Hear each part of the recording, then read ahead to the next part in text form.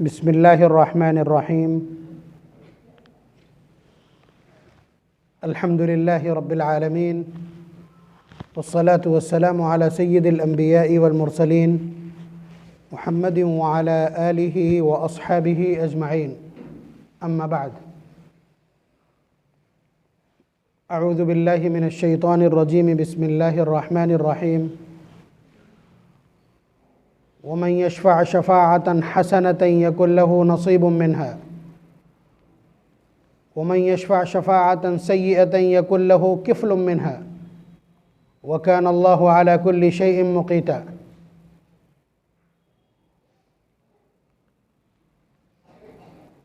वक़ाल तआला इन्नल्लाह ला युग़य्यिरु मा बिक़ौमिन हत्ता युग़य्यिरु मा बिअन्फुसिहिम। वक़ाल तआला वल्लज़ीना जाहदू फ़ीना लनहदियन्नहुम सुबुलना व इन्नल्लाह लमअल मुहसिनीन। बात चल रही थी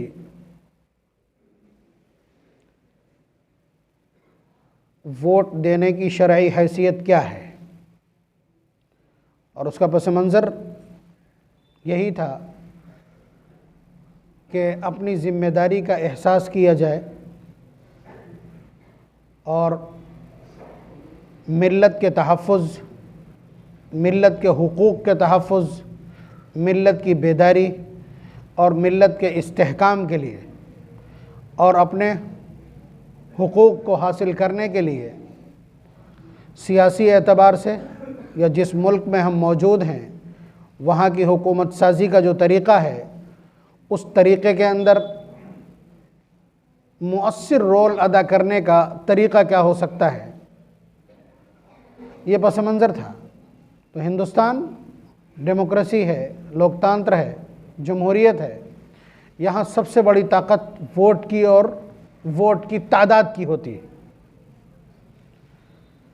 जाहिर है कि इसी वोट के ज़रिए से किसी जालिम को हुक्मरान बनाया जा सकता है और इसी वोट की ताकत से किसी जालिम को इक़्तिदार से माज़ूल किया जा सकता है। और जाहिर है कि इसमें मजमूई तादाद, कलेक्टिव एफर्ट काम करता है। तो मजमूई तौर पर कोशिश की जाती है। जाहिर सी बात है उसके लिए बेदारी शर्त है। एक आदमी का मामला हो तो एक आदमी को समझा दिया जाए, वो अपनी बेदारी के साथ, पूरी ज़िम्मेदारी के साथ और एहसास के साथ वो काम कर डाले। लेकिन जब मिल्ली बेदारी और मिल्ली एहसास का मामला हो तो फिर उसमें मजमूई तौर पर अवेयरनेस, बेदारी और लोगों को एहसास से ज़िम्मेदारी कराना ये ज़रूरी होता है। तो हम किसी उम्मीदवार के हक़ में जो राय देते हैं वही राय आखिर में फ़ैसला बन जाती और वही शख्स हाकिम बन के आ जाता है। वही शख्स आपके और हुकूमत के बीच में वास्ता और मीडिएटर बन जाता है। अब उसकी शक्ल वकील की भी हो सकती है और आप गवाह होकर के उसको हाकिम बना सकते हैं और इसी तरह से आप उसकी सिफारिश करके उसको हाकिम बना सकते हैं। तो हम जो वोट डालते हैं, क्या इसका भी दीन से कोई ताल्लुक़ है? दीनी एतबार से इसकी भी कोई हैसियत बनती है और ये भी हमारे मुआख़ज़े और बाज़पुरस में आता है।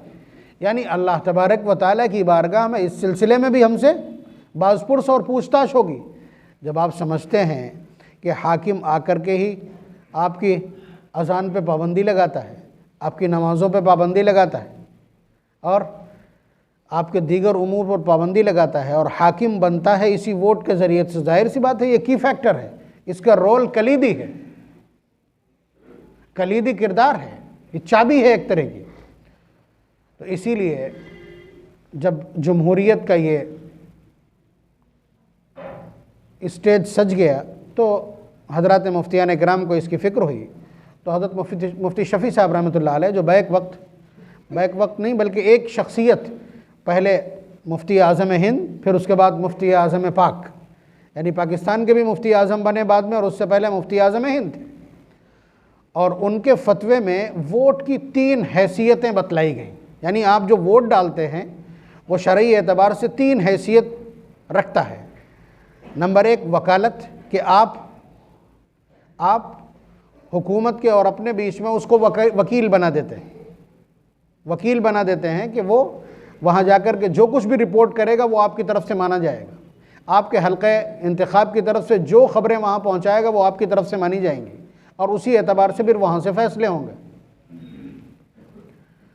वकालत एक अक़द है, एक डील है, शरीयत में इसके लिए मकाम है।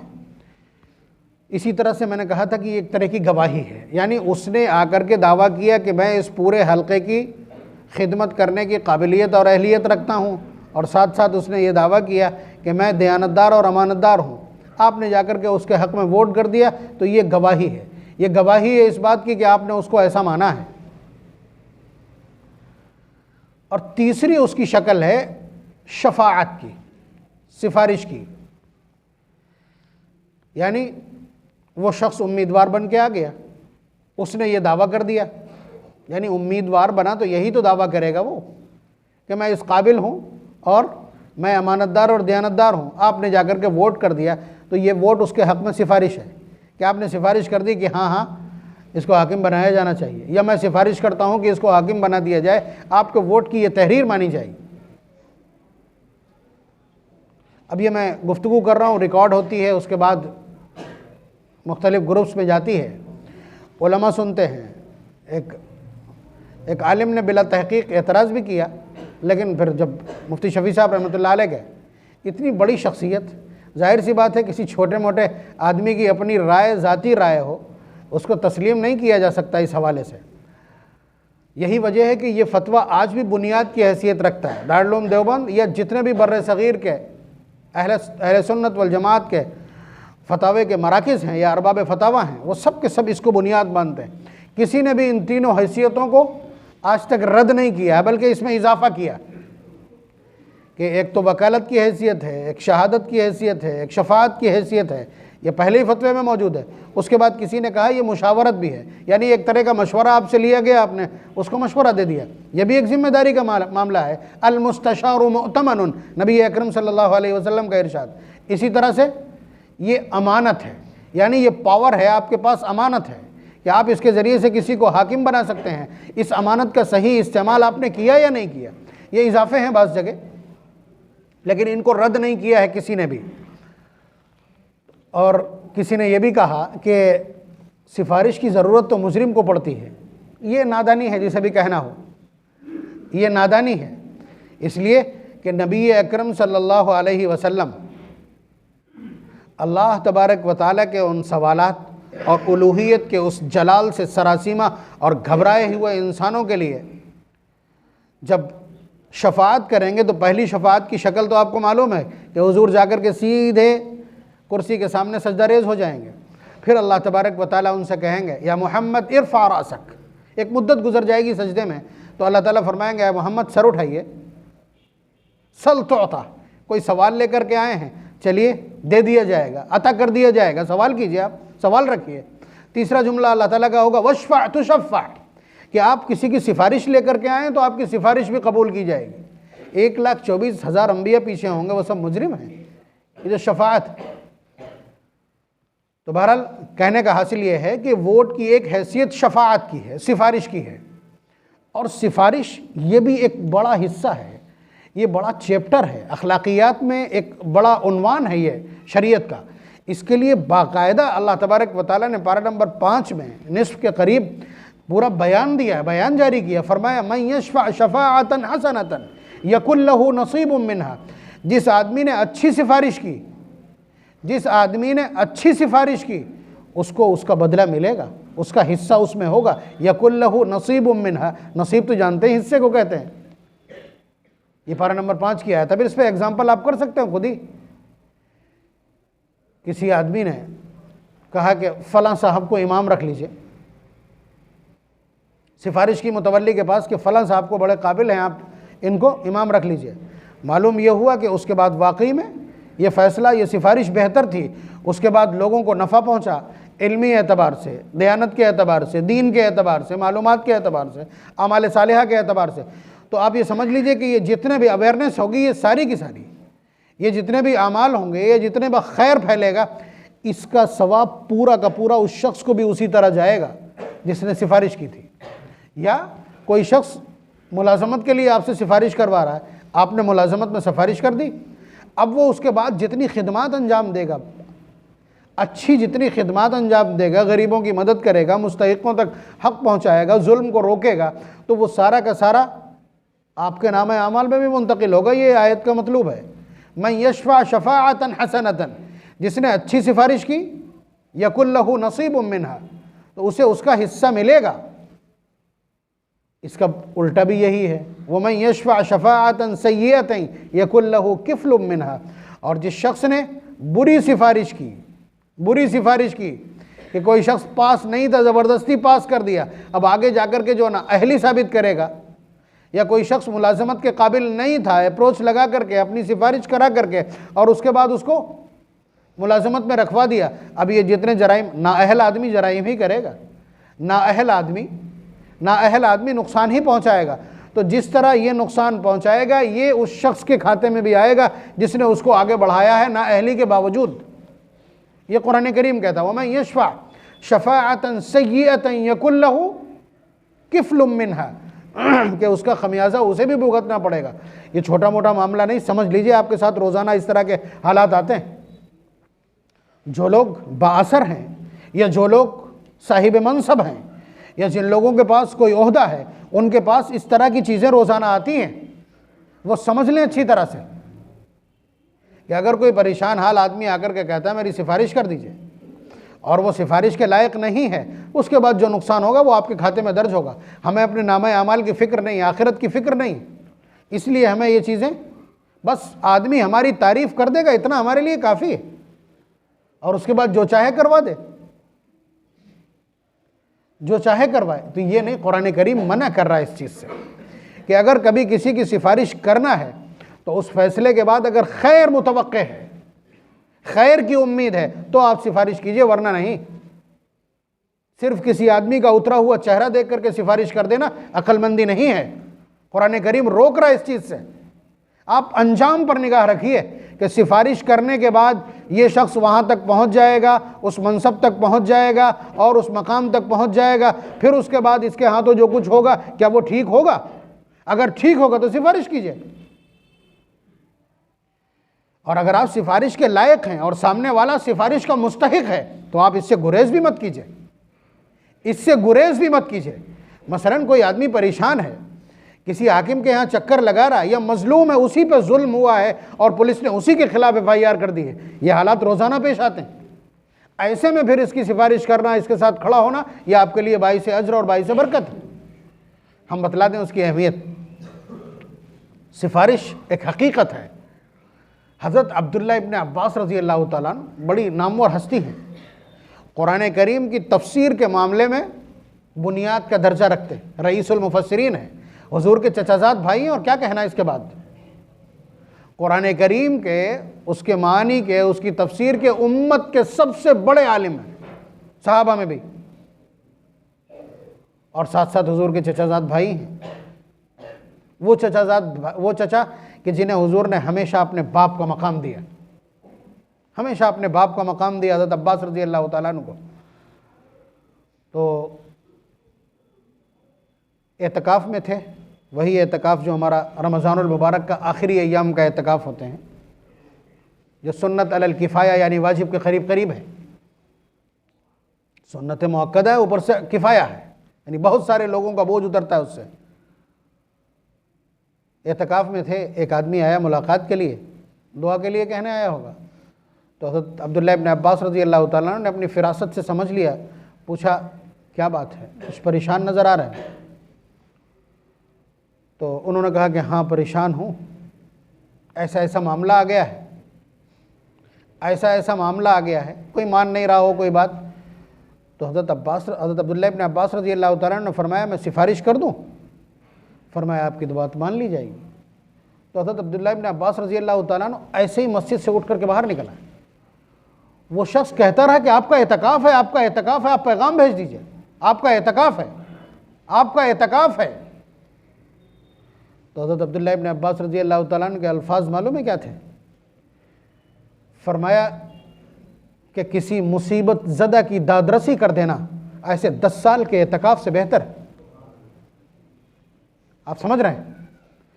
अल्फाज देखिएगा आप कि किसी परेशान हाल की दादरसी कर देना, किसी के आंसू पोंछ देना, किसी के मुश्किल में काम आ जाना, और अगर मेरी सिफारिश से किसी का काम हो जाता हो उसके लिए सिफारिश कर देना, ऐसे 10 साल के एतकाफ से बेहतर। फरमाया मुझे याद है कौन सा ये एतकाफ है। उसके बाद ये जवाब दिया। तो सिफारिश अगर जायज़ है, कारगर है, ज़रूरत है, सिफारिश कीजिए, इबादत है, बड़ी इबादत है। एतकाफ छोड़ करके ये काम किया जा सकता है। लेकिन अगर सिफारिश गलत है, आजकल गलत ही सिफारिश के लिए आते हैं, सही काम तो आमतौर से अपने आप हो जाते हैं। तो इसलिए इसका इम्तियाज़ बरतना कुरान करीम का मुतालबा है। नस में जो चीज़ हो, आप ध्यान रखिएगा कि कुरान करीम के नुसूस में जो चीज़ मौजूद हो, डायरेक्ट वे में मौजूद हो, वहाँ उसमें किसी तरह की टीका टिप्पणी की ना गुंजाइश होती, ना तावील की गुंजाइश होती। तो ये दलील मैंने इसलिए आपकी खिदमत में अर्ज़ की कि कुरान करीम ने शफाअत को बाकायदा एक मकाम दिया, सिफारिश को एक मकाम दिया है, और उस सिलसिले के मसाइल भी जिक्र किए हैं, और सिफारिश करने वाले पर बराह रास्त उसका असर पड़ता है। जिस तरह वो करने वाला गुनाह करेगा उतने ही इधर लिखे जाएंगे। यहाँ भी वही आ जाएगा कि आपने जब वोट डाला है उसके हक़ में सिफारिश कर दी है कि हाँ इस काबिल है। अब सिफारिश करने के बाद अगर वो गलती और गुनाह और जराइम का मुर्तकिब पाया जाता है, हक़ तलफ़ी का मुर्तकिब पाया जाता है, तो आपके हक़ में भी ये सब कुछ लिखा जाएगा। मैं समझ रहा हूँ कि आपके जहन में थोड़ी सी तशवीश होगी, मैं उस तशवीश को इससे पहले भी दूर कर चुका हूँ, फिर किए दे रहा हूँ। आप कहेंगे कि मौलाना आप तो उन लोगों की बात कर रहे हैं जो सिफत से वली हों, और वो वहाँ सियासत के मैदान में कहाँ मौजूद हैं। आज की सियासत जराइम पेशा अफराद की ताकत का तख्ता मश्क है, रिंग है, मैदान है। ये कौन कितना बड़ा माफिया और जराइम पेशा है। 100 से ज़्यादा मुकदमात जिसके ऊपर हों वही लड़े, 50 से ज़ायद हों। तो बहरहाल कहने का हासिल यही है, मसला अपने आप में कन्वर्ट हो जाएगा, हालात के तहत कन्वर्ट होगा। वहाँ ये सारी शक्लें लिखी गई। मिसाल के तौर पर हमने देखा कि 4 खड़े हैं और चारों के ऊपर किसी पे 50 मुकदमे, किसी पे 40 मुकदमे, किसी पे 20 मुकदमे, किसी पे 10 मुकदमे, और किसी ने उसकी ज़मीन हड़प की, किसी ने ये जुल्म किया, किसी ने ये किया, किसी ने, यानी कुख्यात हैं, सब अपने जराइम में मशहूर हैं। तो ऐसे वक्त में फिर तकलील शर की बात आ जाएगी, यानी उनमें से शरारत जिससे कम से कम मुतवक्के हो उसको सिफारिश में आगे बढ़ाना आपकी जिम्मेदारी है। इसलिए कि ये कॉन्टेस्ट है, यहाँ कौन हाकिम बनेगा, बड़ा जालिम हाकिम चाहते हैं या कम जुल्म करने वाला चाहते हैं। आपकी ताकत से अगर बड़ा जालिम डिस्ट्रॉय हो सकता है या उसे ढकेला जा सकता है इक़्तिदार से, और छोटे जालिम को उसकी जगह अपनाया जा सकता है, तो ये करना भी आपकी जिम्मेदारी। मिसाल के तौर पर आपके कपड़ों में गंदगी लगी है, 1 गिलास कुल पानी है आपके पास, जब उससे पूरी तरह कपड़ा पाक नहीं हो सकता तो क्या ऐसे ही रहने दें? मसला क्या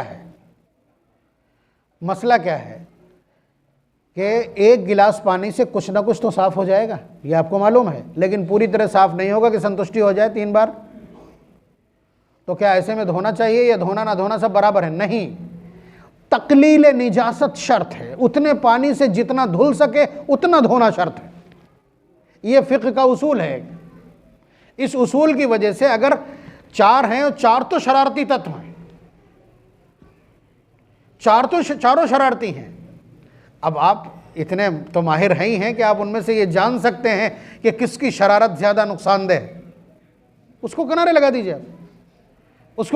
दीजिए, ये तरीक़ा है।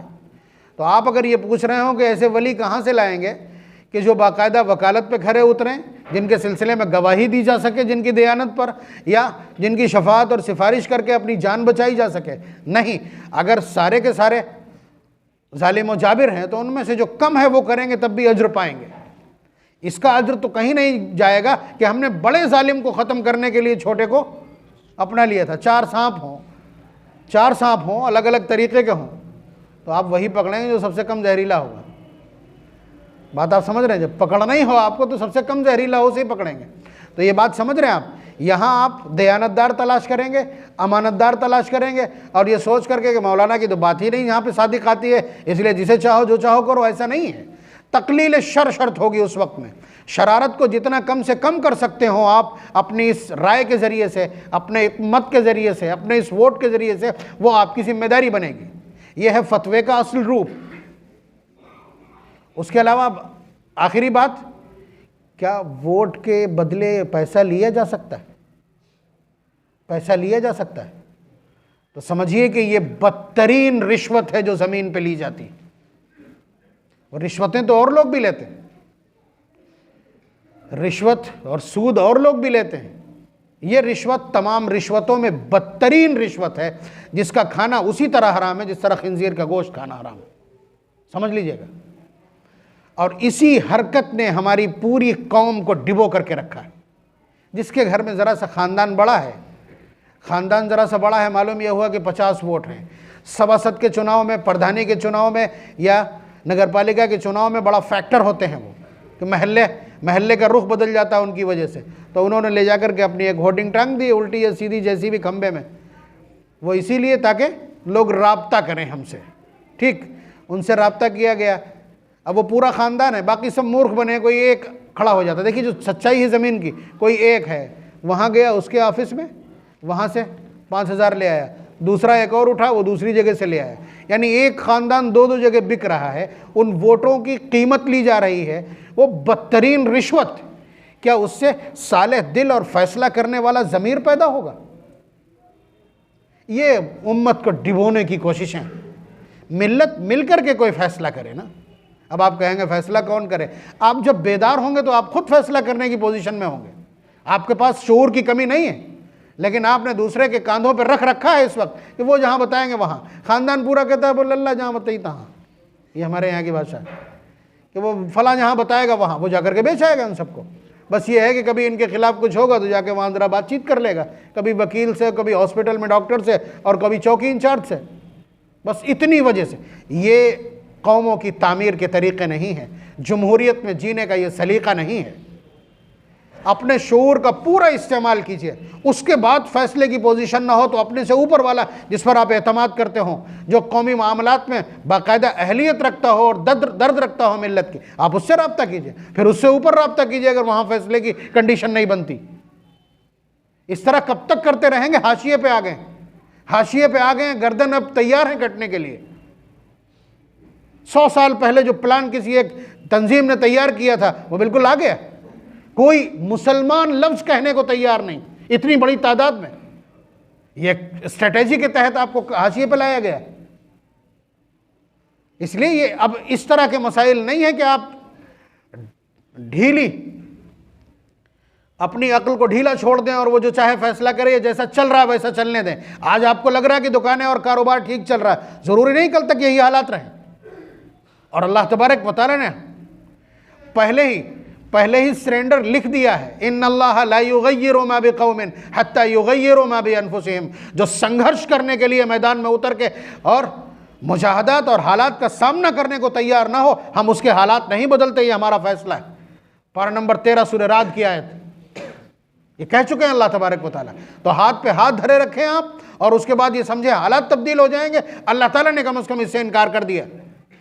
जिस तरह शिर्क को माफ़ करने से इनकार कर दिया, उनके पावर में है लेकिन नहीं करेंगे, ऐसे ये लिख दिया। मैंने कहा नहीं कि ये फैसला लिख दिया है कि उस कौम के हम हालात नहीं बदलते जिसे खुद अपने हालात बदलने की फ़िक्र ना हो, जो इसी तरह ज़मीर फरोशी करे, बुर्दा फरोशी करे और जमहूरियत में रह करके अपने ताकत को ना समझे, ऐसी कौम के हालात अल्लाह तबारक व तआला नहीं बदलते। इसका मतलब ये है कि ये सिर्फ दुआओं से तब्दील होने वाले हालात नहीं हैं, इसमें खुद अमली तौर पर आपको शरीक होना पड़ेगा, बेदारी दिखलाना पड़ेगी। अल्लाह तबारक व तआला मिल्लत को ये शऊर मरहमत फरमा दे कि उसे ज़िंदा किस तरह रहना है, अपने आबरू की, अपने हुकूक़ का तहफ़्फ़ुज़ किस तरह करना है। व आखिर दावाना अनिल हम्दुलिल्लाहि रब्बिल आलमीन।